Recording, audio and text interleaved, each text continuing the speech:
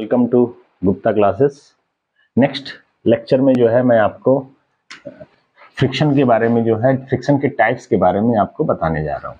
Friction के types के बारे में, फ्रिक्शन कितने टाइप्स के होते हैं। पिछली क्लास में जो है हमने पढ़ा है कि फ्रिक्शन का कॉन्सेप्ट क्या है, कि जब कोई जो है आप फोर्स अप्लाई करते हैं किसी ऑब्जेक्ट पे और वो किसी सरफेस पे रखा है तो क्या होता है, वो सरफेस पे जो है ऑब्जेक्ट जो है मोशन करने की कंडीशन में होता है, लेकिन जो है कॉन्टेक्ट सरफेस पे एक फोर्स अप्लाई होता है जो कि इसको रोकने का जो है प्रयास करता है, अटेम्प्ट करता है, कोशिश करता है। ठीक है, इसको मोशन करने नहीं देता है। उस फोर्स को हम क्या कहते हैं, फ्रिक्शनल फोर्स कहते हैं। और इस कॉन्सेप्ट को क्या कहते हैं, फ्रिक्शन। इस फेनोमेना को क्या कहेंगे, फ्रिक्शन कहेंगे। तो आइए देखते हैं हम टाइप्स ऑफ फ्रिक्शन कहाँ पे जो है क्या होगा, इसको हम देखते हैं।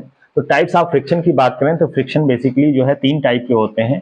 पहला जो टाइप है वो क्या है, स्टैटिक फ्रिक्शन। दूसरा जो है लिमिटिंग फ्रिक्शन। और तीसरा जो है वो क्या है, डायनेमिक फ्रिक्शन, या इसी को हम काइनेटिक फ्रिक्शन की बात करते हैं।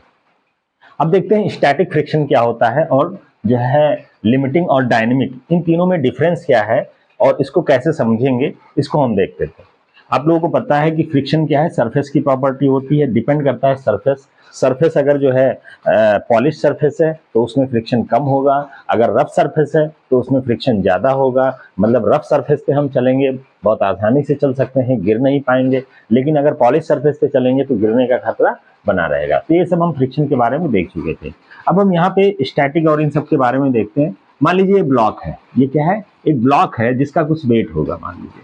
अब हम यहाँ पे जो है पी फोर्स लगा दें, इसके बीच में क्या है, इसके बीच में जो सरफेस पे रखा हुआ है वो कैसा है, रफ सरफेस है, मतलब यहाँ पे फ्रिक्शन फोर्स अप्लाई होगा। अब यहाँ पे देखते हैं अगर हम पी फोर्स अप्लाई करेंगे तो जो है पीछे की तरफ जो है क्या होगा, एक फ्रिक्शन फोर्स डेवलप होगा। जैसे ही अप्लाई करेंगे फ्रिक्शन फोर्स डेवलप हो जाएगा। ठीक है, अब मान लीजिए यहाँ पे मैं एक टेबल बना रहा हूँ, जिसको आप यहाँ पे देख सकते हैं। ये हमने जो है फोर्स अप्लाई किया, और ये क्या है, फ्रिक्शन फोर्स डेवलप हुआ। ठीक है, तो इनिशियली जो है देखिए ध्यान से कि अगर हम फोर्स अप्लाई कर रहे हैं, मान लीजिए इस पे हम 20 न्यूटन का फोर्स अप्लाई कर रहे हैं, तो फ्रिक्शन फोर्स भी क्या होगा, 20 न्यूटन का डेवलप होगा।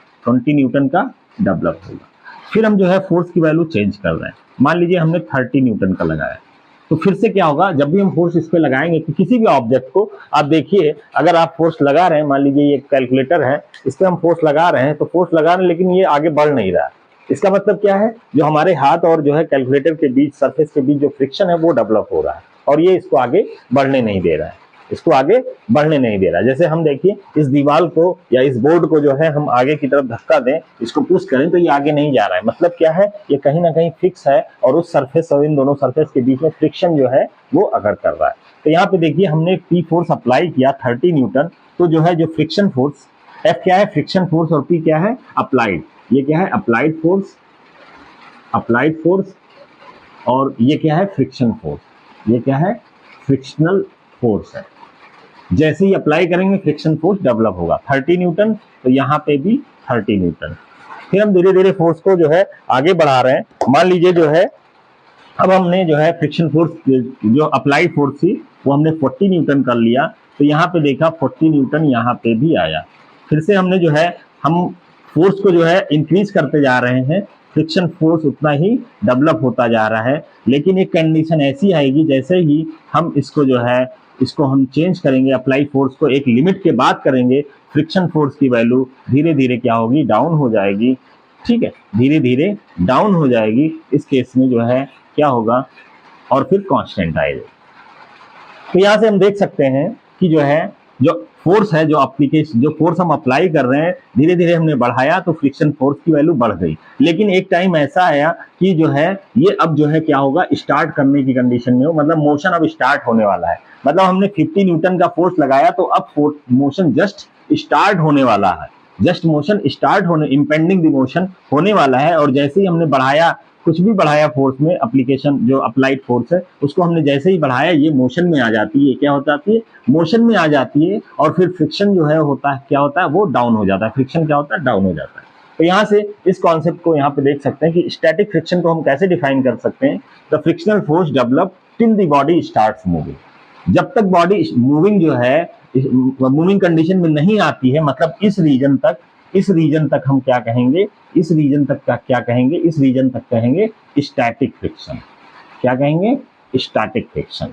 नेक्स्ट देखिए limiting friction, maximum value of frictional force when motion is impending. जब मोशन जस्ट स्टार्ट होने वाला हो कि अब हम तो स्टार्ट हो ही जाएंगे, तुम कुछ भी कर लो, ये अब क्योंकि हमारे पास जो फोर्स अप्लाई हुआ है वो ज्यादा हो गया है, फ्रिक्शन फोर्स उससे ज्यादा डेवलप नहीं हो रहा है, फ्रिक्शन उसके ज्यादा डेवलप नहीं हो रहा है, तो इस केस में क्या होगा, मोशन स्टार्ट होने की कंडीशन में होगा, तो इसको हम बोलेंगे क्या, इसको हम बोलेंगे लिमिटिंग फ्रिक्शन। इसको हम बोलेंगे लिमिटिंग फ्रिक्शन। क्या बोलेंगे, लिमिटिंग फ्रिक्शन। और जब मोशन स्टार्ट हो जाता है, frictional force develop when the body moves, जब बॉडी जो है मूव करने लगती है, मतलब मोशन में आ जाती है, तो उस केस को हम क्या कहेंगे, उस केस को हम क्या कहेंगे, काइनेटिक फ्रिक्शन। काइनेटिक या इसी को कहेंगे डायनामिक फ्रिक्शन। क्या कहेंगे, डायनामिक फ्रिक्शन। काइनेटिक या डायनामिक फ्रिक्शन कहेंगे। तो आई थिंक आपको यहां से क्लियर हो गया होगा कि कब स्टैटिक फ्रिक्शन होगा, कब लिमिटिंग होगा और कब काइनेटिक। एक बार मैं रिपीट कर देता हूं, static friction is the frictional force developed till the body starts moving. जब तक बॉडी जो है टिल द बॉडी, जब तक बॉडी मूव करे उससे पहले तक, मोशन करने के जस्ट पहले तक जो फ्रिक्शन होता है उसको हम क्या कहते हैं, static friction. Limiting friction, maximum value of frictional force when motion is impending. जब मोशन जस्ट स्टार्ट होने वाला होता है उस केस को हम क्या कहेंगे, उस फ्रिक्शन के केस को हम क्या कहेंगे, लिमिटिंग फ्रिक्शन। तो यहाँ पे क्या है, when motion is impending, just impending का मतलब है जस्ट स्टार्ट मोशन, मोशन अब होने ही वाला है, मोशन अब होने ही वाला है, मोशन अब होने ही वाला है। जैसे हम इसकी बात करें तो अब हमने फोर्स लगाया, अभी भी ये आगे नहीं जा रहा, लेकिन अब जो है मैं बढ़ाता जा रहा हूँ, फोर्स की वैल्यू को बढ़ाता जा रहा हूँ, तो अब ये मोशन स्टार्ट हो गया। अब जब मोशन स्टार्ट हो गया है तब हम एप्लीकेशन जो फोर्स की वैल्यू जो है अगर हम कम भी कर देते हैं तो भी ये आगे मोशन जो है इसका कंटिन्यू रहता है। तो हम यहाँ पे देख सकते हैं जो फ्रिक्शन फोर्स जो सबसे ज्यादा होगा वो कौन सा होगा, लिमिटिंग फोर्स। जो लिमिटिंग फ्रिक्शन है उस केस में फ्रिक्शनल फोर्स की वैल्यू मैक्सिमम होगी, मैक्सिमम होगी, सबसे ज्यादा होगी, सबसे ज्यादा होगी। अब आइए देखते हैं इसको हम एक ग्राफ की मदद से जो है इसको और समझने की कोशिश करते हैं।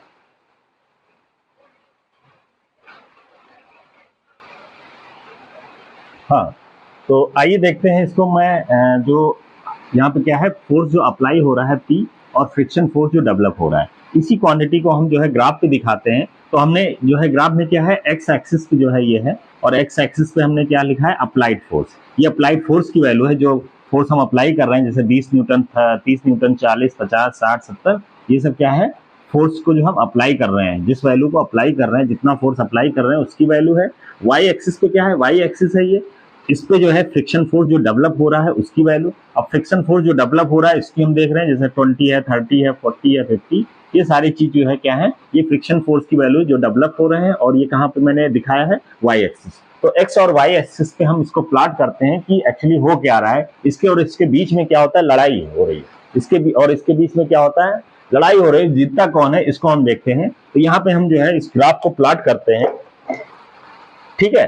जैसे यहाँ पे 20 न्यूटन 20 न्यूटन, तो एक पॉइंट हमें कहाँ मिलेगा, यहाँ मिलेगा। 30 न्यूटन 30 न्यूटन, ऐसे एक पॉइंट दूसरा यहाँ मिलेगा। 40 40, 50 50, ऐसे सारे पॉइंट्स हमें मिलेंगे। और फिर क्या होगा, जैसे हम इसको बढ़ाएंगे 60 करेंगे, वैसे ये क्या हो जाएगा, 40 पे आ जाएगा। क्या हो जाएगा, 40 पे आ जाएगा, ठीक है।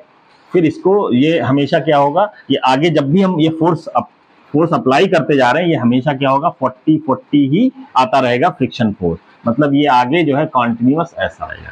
अब इसी पॉइंट्स को हम मिलाएं सारे पॉइंट्स से, जैसे आपने जो है बचपन में जो है बिंदु से बिंदु मिलाव करते हैं, वैसे हमें यहाँ पे भी बिंदु से बिंदु मिलाना है, ठीक है, इस तरीके से। तो ये जो है आपका एक ग्राफ बन गया।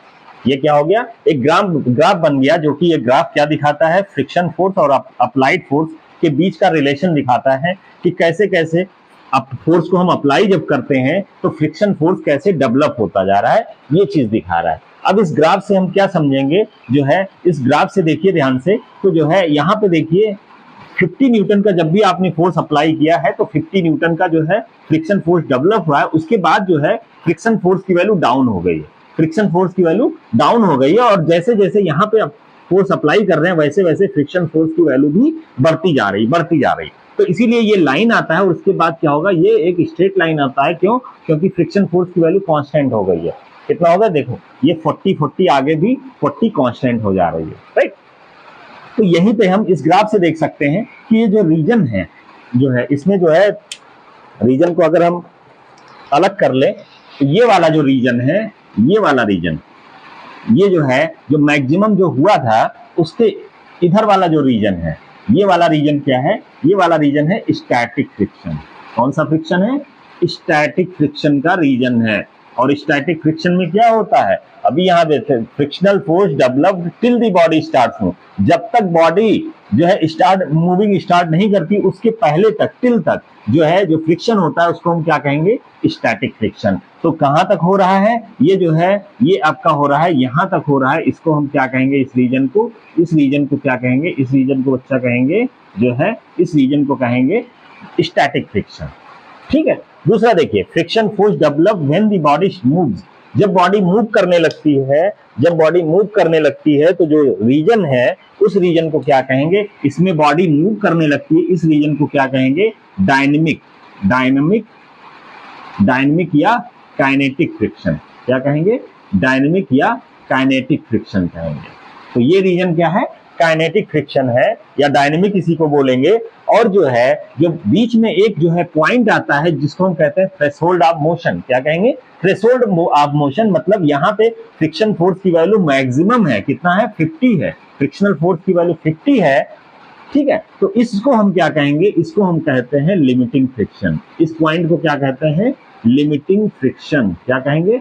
लिमिटिंग फ्रिक्शन कहेंगे। और लिमिटिंग फ्रिक्शन पे ही जो फ्रिक्शनल फोर्स है, जो लिमिटिंग फ्रिक्शन पे जो है, इंपेंडिंग का मतलब होता है यहाँ पे जस्ट स्टार्ट करने की कंडीशन में है, तो इस जो है जो लिमिटिंग फ्रिक्शन पे जो फ्रिक्शन की वैल्यू वो सबसे ज्यादा होती है, फ्रिक्शनल फोर्स की वैल्यू। देखिए सबसे ज्यादा फ्रिक्शनल फोर्स कहाँ है? यहाँ है। यही क्या है? लिमिटिंग फ्रिक्शन है। और फिर उसके बाद जो है फ्रिक्शन फोर्स की वैल्यू कम हो जा रही, इसको हम क्या कहेंगे? जो है डायनेमिक या काइनेटिक फ्रिक्शन। ठीक है। अब एक रीजन ऐसा भी होता है जिसमें क्या होता है, जैसे यहाँ पे देखें, ये जो रीजन है, ये जो रीजन है, ये वाला जो रीजन है, इस रीजन में क्या होता है? इस रीजन में जो है जो फ्रिक्शन है, जो फ्रिक्शन की वैल्यू है, जो स्टैटिक फ्रिक्शन की वैल्यू है, ये क्या है? ये काइनेटिक फ्रिक्शन है पूरा, और ये क्या है? पूरा स्टैटिक फ्रिक्शन। ये एक रीजन है जिसमें जो है जो स्टैटिक फ्रिक्शन है काइनेटिक फ्रिक्शन से क्या होती है? ज्यादा होती है। स्टैटिक फ्रिक्शन से काइनेटिक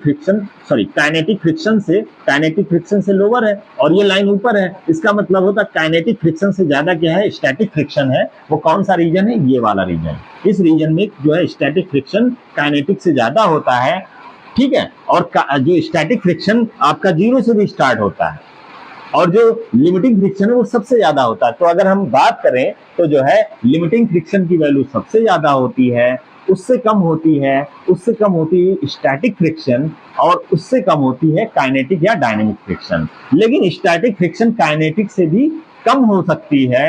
कहां पे कम होती है? इस वाले रीजन में। ये वाला जो रीजन है, ये जो रीजन है, इसमें जो है क्या होता है? इसमें स्टैटिक फ्रिक्शन काइनेटिक से कम होती है। काइनेटिक फ्रिक्शन की वैल्यू कांस्टेंट रहती है। ये डिपेंड किस पे करता है? ये जो है कांटेक्ट सरफेस पे डिपेंड करता है, उसके रफनेस पे, उसके स्मूथनेस पे डिपेंड करता है। इस चीज को बताने के लिए एक कांस्टेंट यूज किया जाता है जिसको हम कहते हैं कोएफिशिएंट ऑफ फ्रिक्शन। क्या कहते हैं? कोएफिशिएंट ऑफ फ्रिक्शन कहते हैं। ठीक है। तो मोस्ट ऑफ दी जो है केसेस में देखा गया है जो मैक्सिमम वैल्यू जो फ्रिक्शन है, लिमिटिंग वैल्यू, उसकी वैल्यू होती है 0.5, और जो है जो काइनेटिक फ्रिक्शन उसकी वैल्यू होती है लगभग 0.4 होती है। ये आगे हम कोएफिशिएंट ऑफ फ्रिक्शन होता क्या है इसके बारे में भी डिस्कस करेंगे नेक्स्ट लेक्चर में। आई थिंक आपको जो है ये टाइप्स ऑफ फ्रिक्शन जो है एक बार हम फिर से रिपीट करते हैं। टाइप्स ऑफ फ्रिक्शन में 3 टाइप के फ्रिक्शन होते हैं, स्टैटिक, लिमिटिंग और काइनेटिक या डायनेमिक। स्टैटिक क्या होता है? टिल द बॉडी स्टार्ट्स, तब तक जो फ्रिक्शन होता है उसको हम क्या कहेंगे? Static friction. और जब बॉडी जो है जस्ट मूव करने की कंडीशन में होती है, जस्ट स्टार्ट मूविंग, तो इसको हम क्या कहेंगे? Limiting friction. और जब बॉडी जो है मूव करने लगती है, उस वहां पे जो फ्रिक्शन एक्ट करता है उसको हम क्या कहते हैं, डायनेमिक या काइनेटिक फ्रिक्शन। आई थिंक आपको ये फ्रिक्शन का जो है कॉन्सेप्ट और इसके पीछे थ्योरी क्या है और टाइप्स ऑफ फ्रिक्शन ये आपको समझ में आ गया होगा। अगर नहीं समझ में आया है, कुछ और जो है जरूरत है, तो आप जो है इसके लिए कमेंट कर सकते हैं, मैं दोबारा रिपीट कर दूंगा।